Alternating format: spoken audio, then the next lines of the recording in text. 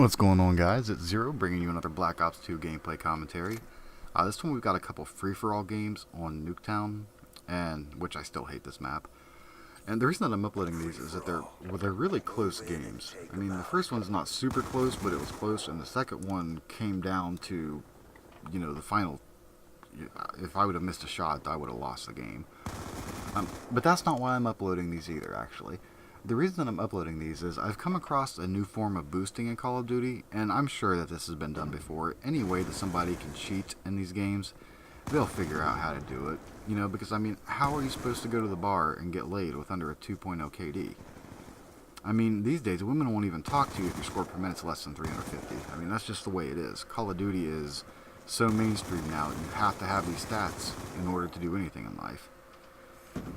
But the thing that they're doing is we've got two people in here from the same clan, and they're in party chat together. They're obviously giving each other call-outs, and they're basically just turning free-for-all into, an 8-person free-for-all into 6 people versus a team of 2. And it's just ridiculous. Like, I don't get angry playing Call of Duty all that often. I mean, I do rage sometimes. I am human. And when I do rage, you saw my nuclear fail when I got killed off the 24th streak. It was just like, I didn't get the nuke. It's not something I try to let myself get upset over, but this actually upset me. The way that I figured out that these guys were doing this was, we'd played, this is the third game I'd played in this lobby. And the MIMCS guy had won the previous 2. And it just seemed like I was always running into the same guy. Like, I would kill a guy, and then immediately he would be right back there. Like, there wouldn't be enough time for him to, respawn and then come try to revenge kill me. And then, I finally, in the lobby before this game started, finally realized, holy crap, there's 2 of those guys in there with really similar names. You know what I mean? It just shows how much attention I pay to, the emblems and the people that I'm actually killing when I'm playing. Because if I would have just looked at the emblems, I would have seen that they were 2 emblems and it was 2 different people. But it kind of made me suspicious, just the way that they were playing. They would, the guy would be there instantly, all this stuff. And then the final kill cam, I saw one of those guys run and, fight somebody up. And there were 3 people on the screen, and I killed the first person. The other guy rounded the corner, started shooting at the guy, and then stopped, and then shot me for the final kill. And I was thinking, why did he stop there? And then I saw, oh, holy crap, that's, those are 2 different people. Was that 2 different people? And then I looked in the lobby, and yep, that was 2 different people. And I was like, okay, well, that could be coincidence. They could be actually just playing. I've had friends in free-for-all lobbies before, but it was, it was never, I didn't give them any mercy. They didn't give me any mercy. We didn't give each other call-outs. There was none of that craziness going on. It was just, we just wanted to play free-for-all together. But these guys were obviously playing together. And even though it's not obvious these first 2 games, the third game that I'm going to upload as part 2 of this so that it's not an 18-minute long video, because ain't nobody got time for that, you'll definitely see that they are working together. There is no doubt at all. They could have, put their player card emblems as we are playing as a team in free-for-all, and it would have been less obvious than the way that they played in this in part 2 of this video. So I do win the first one, and at this point I'm almost positive. Okay, these guys are obviously playing together. So in the absolutely slowest Xbox Live message ever, I tell them how sad I think it is. And, and I wish I could have, I wish that I didn't misfinger the mouse click to start these videos and end these videos. Because he did reply to me after this game, and then I replied to him, and then we replied back and forth for, the entirety of the next lobby waiting for the next round to start. And basically the guy denied it, so that they're not playing together, that that I must be a horrible player if I'm thinking that they're playing together, all this stuff. And I'm like, well, okay, whatever. I guess we'll see this next round how you guys play. And then it's on Yemen as the third map, or the third game. And I mean, it's just so blatantly obvious. It was ridiculous. So, let's see, what's going on in my life? My girlfriend and I are buying a house.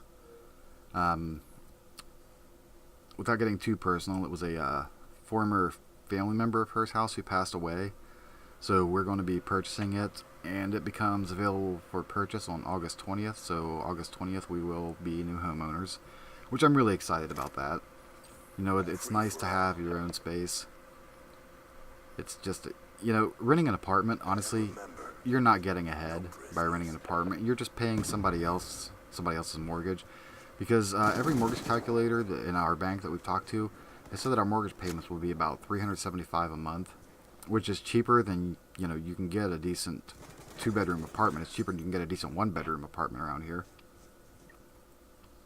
So it just makes financial sense to actually, you know, buy something that you're building equity in and then eventually will own. So I'm super, super excited about that. It's a 3-bedroom. It has a full basement that's not finished. It does have one room down in the basement that is finished, but the rest of the basement could be finished very easily. So, you know, I could have a man cave if I want to. You know, I'm going to have my own electronics room upstairs for all of my, you know, computer, TV, Xbox, all my game systems. So I am just super, super excited about that. And this, I don't know if this is just laziness, but there's a bathroom in the basement, and then there's a bathroom on the first floor. And the bathroom is like literally 3 feet away from the bedroom, which I am super thrilled about, because that means I won't have to walk up the stairs every time I need to use the bathroom. And with the amount of liquids that I consume, like all the stupid Mountain Dew and everything else that I drink, that's going to be very, very helpful, because I have the bladder of a 7-year-old girl. So, oh, look at this horrible fail aim. I should have had that guy. That was just bad aim. So I am super excited about that, but the only bad thing about that means is that I am probably not going to get a next-gen system until after the first of the year. You know, and I may even hold off then, because obviously buying things that we'll need for the house is going to take precedence over a video game system. So I do have a PS4 pre-ordered. I'm not sure whether I'm going to pay it off and then sell it once it releases, because if I remember correctly, on this generation, everything was very short-stocked when it came out. There was a big shortage. So if they're predicting that there's going to be a shortage, then I'll just go ahead and, you know, pay it off and then sell it on eBay. But if there's no shortage, I'm probably just going to get my pre-order money back and just put it towards things that we'll need for the house. You know, I mean, you think you have a lot of stuff, and then, you know, I mean, I hate moving. I lose half of everything that I own every time that I move. It never fails. But you think you have a lot of stuff. You think you have enough to furnish a house, and then when you actually get in the house, you realize that, oh crap, you need this, you need that, you need this, you need that. And you know, the PS4 is $400 with a game and a controller and a second controller. I'm spending $520, and that could buy a lot of what we need for our new house. So, you know, being the responsible adult really sucks sometimes, but you know, it has its advantages. So this one, as you can tell, the game's pretty close right now. We're 20-19. You know, I had a 1-point lead, and, you know, I just keep running into these two. You know, which, honestly, I didn't mind running into them. I minded losing the gunfights, because I was trying to hunt these guys down. I wanted to be, you know, I wanted every one of their deaths to be me, just to, you know, show them how scrubby that they are. And, you know, it's one of the few times you'll hear me brag, because I know I'm a better player than these guys, and I wanted to show these guys that I'm a better player. You know, I wanted to show them that, yes, you guys may be playing as a team, and even that's not enough for you to win this game. That's one of the only times you'll ever hear me brag. You know, normally I'm pretty humble, because I know that, you know, just like fighting, you're always going to run across someone better. You know, you'll get those people that say, oh man, I've never lost a fight in my life. Well, you know what, dude? If you've never lost a fight in your life, you've never been in a fight in your life. Because even if you quote-unquote win the fight and kick somebody else's ass, you still lose, man. I mean, your hands hurt for days after you quote-unquote win a fight. So it's just like that. You know, anybody that says they're the best Call of Duty player, that they never lose, is, oh, look at this, look at this. Oh, guy had 29. I needed those 2 kills right there to take it, and I pull it out at the end. That felt good. Well, until next time, guys, this is Zero saying, I'll catch you on the flip side.